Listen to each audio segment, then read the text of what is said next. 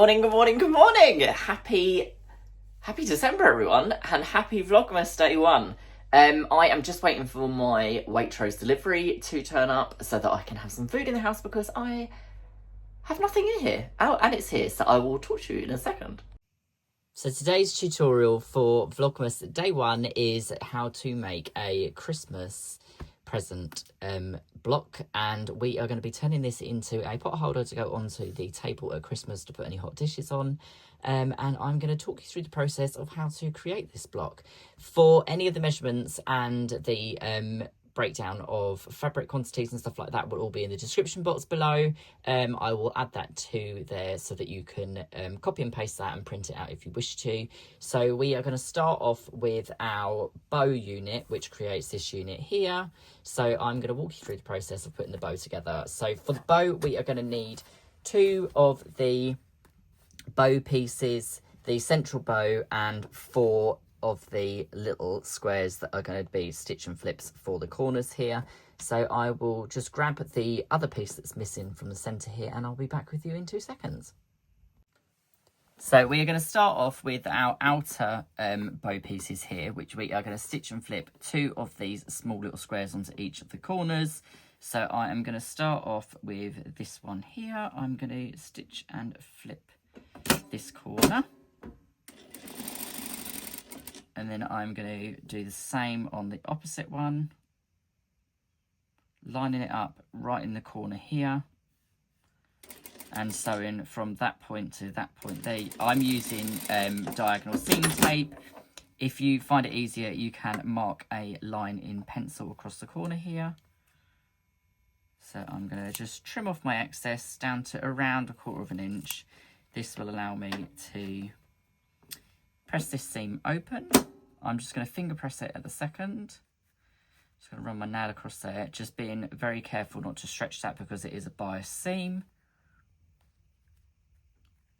And the same on the other one. Then I'm going to pop my other square here on the opposite corner, and I'm going to stitch from that point there to that point there across the diagonal. Again, I'm using diagonal seam tape. If you wish to draw a line, you can. On the opposite corner here. I'm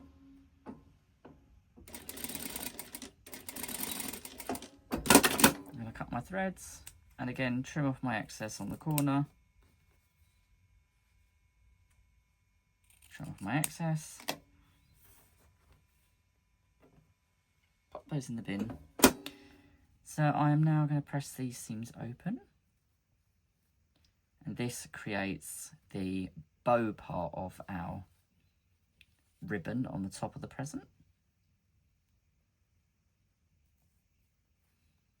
So I'm just going to bring my iron in and just press those flat. That's 1. And that's 2. Right, so we have our bows, which will sit opposite each other like this. I'm going to pop my centerpiece in here, which is the knot of our bow, and I'm going to line that up and stitch that on top there at 1/4 inch.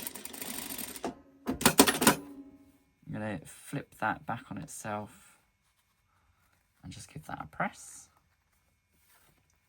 And then I'm going to put this other one on here.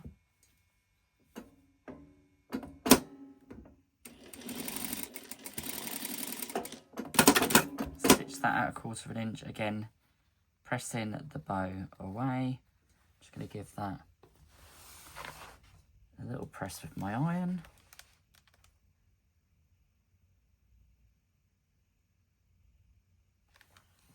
So then we are going to attach that to the longer side of our present, our gift box, however you want to call it. I'm going to trim off some loose threads because they are going to bother me.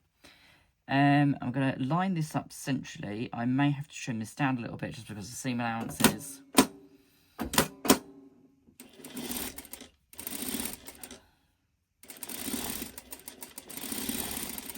And stitch that on top of our present. I'm going to pull my going to get rid of the backing. I'm just going to pull the iron back in just so you can see what I'm doing.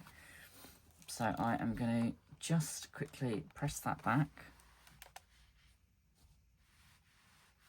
And that gives us our present that goes in the centre. It will all make sense in a moment once we put the borders on, because then this will become background. I am, however, just going to quickly trim this down just to square it up in line with the edge of my present.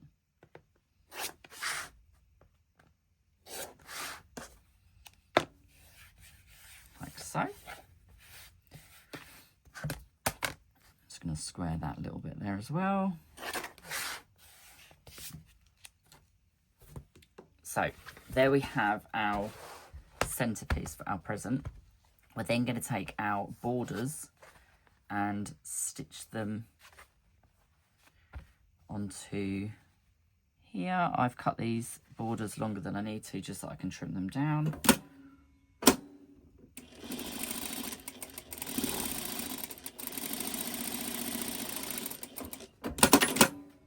One border.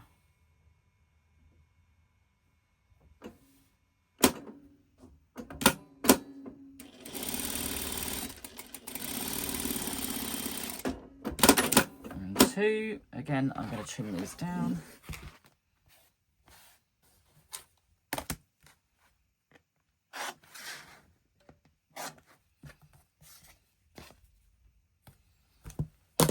And flip my button back over. I'm going to press these open.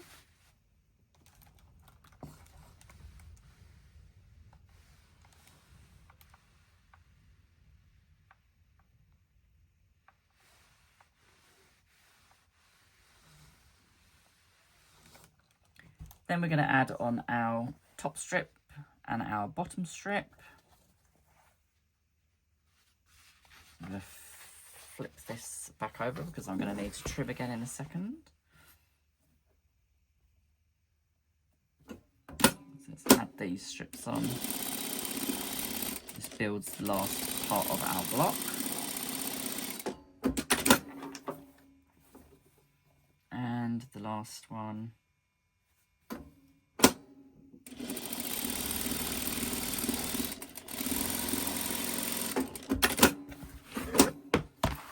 I need to press this before I trim it, so I don't know why I flipped that over already, but there we go. This is Vlogmas. Everything may be a little bit haphazard, but the measurements will be correct in the description box for this block if you so wish to make it. This would also make a really cute little block to put on a Christmas stocking if you extended the borders and stuff like that. So I'm pressing that nice and flat, and there we have our Christmas block. What I am going to do is just flip over my board, and I'm going to take my 8.5-inch ruler, which is this one here, and I'm going to just trim this down so that it is 8.5.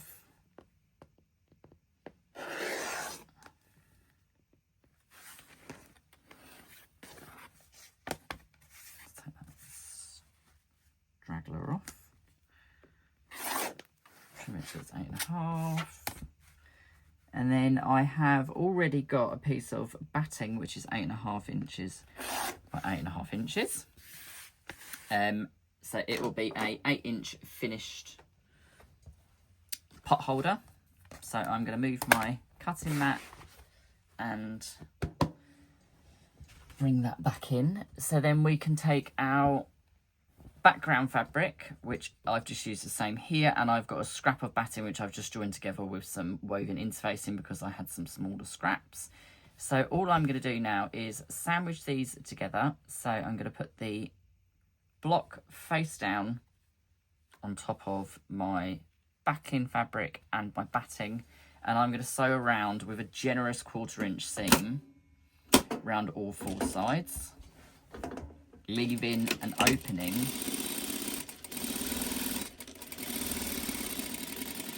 of around 2 inches when I get to the end.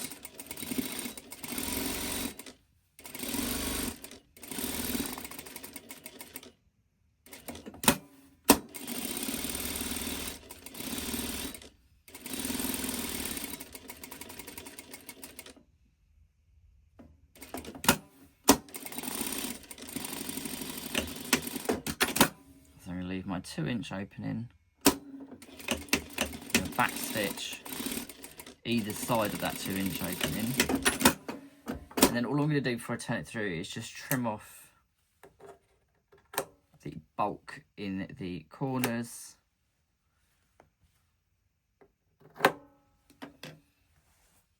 And pop those in the bin.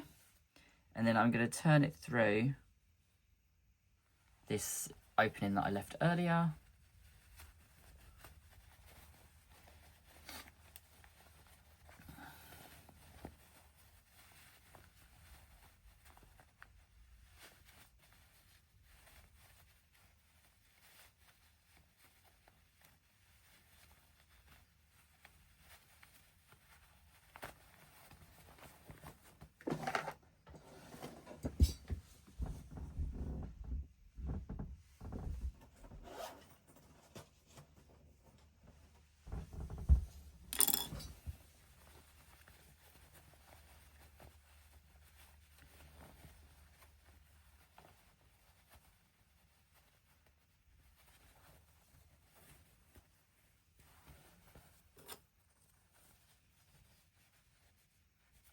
I'm just using my lovely little pokey tool that my dear friend Claire gifted me while we were at retreat.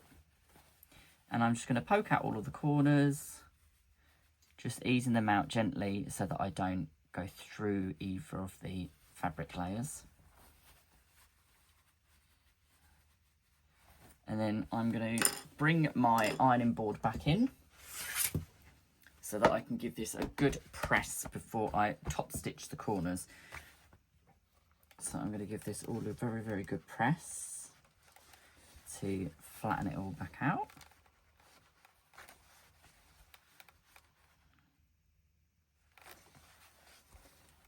And I'm just going to tuck in that seam allowance there so that I can close this up when I top stitch it. Give it all a good press. And then I am going to just go around and top stitch as close to the very, very edge as I can get, which is going to be about 1/8 to 1/16 of an inch. All the way around, closing up my opening.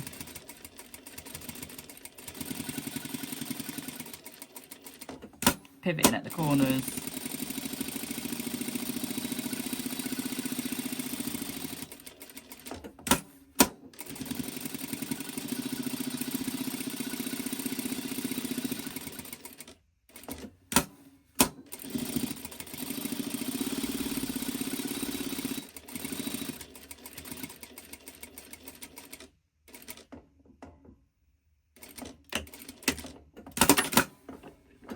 Trim my loose threads, and that can have another little press just to flatten that out.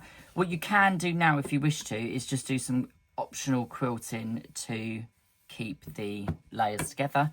So I'm going to just quickly pop some little squiggly quilting just through the border, just to hold all of my layers together.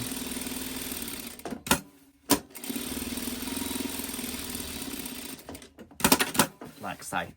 And that gives us a nice little Christmas pot holder, and all of the instructions for all of the different sizes will be in the description box below if you wish to make that. So I have just mended a dress for a lovely friend of mine. The zip went on it and it was a concealed zip, so she asked if I put a new one in, which was really handy because the dress wasn't actually made very well, which made it very easy to get the zip out of. Not so easy to get the zip back in though, because it's a very odd polyester fabric, but it has a brand new zip. It's a nicer quality zip than what the dress was made with. So that is one job tick off today. So I'm glad that's done, so I can get that back in the post and back to her, so that she may need to wear it over Christmas. May not, don't know, but she'll have it back before then. So yeah, I'm going to potter along. I've got a few more things to do today. I'm editing a video for a new pattern release that will go out hopefully over the next couple of days. Just need to do the voiceover for that, for the tutorial section of the pattern, and I will catch up in a bit. So the pattern has been finished and written. I have filmed the tutorial, I have done the voiceover, it is all uploaded and ready to be launched hopefully at the end of this week. I'm just waiting on a little bit of feedback from a couple of people to make sure that the tutorial is as useful as I believe it will be for the project. And yeah, so I will catch up with you all tomorrow. I don't want to keep my Vlogmas videos too long, but we will be back tomorrow with the first day of the Adam Size Advent Calendar. So I hope you all have loads of fun opening it tomorrow morning. I will catch up with you all tomorrow afternoon. I hope you have a nice evening and I will see you for day 2. Ciao for now.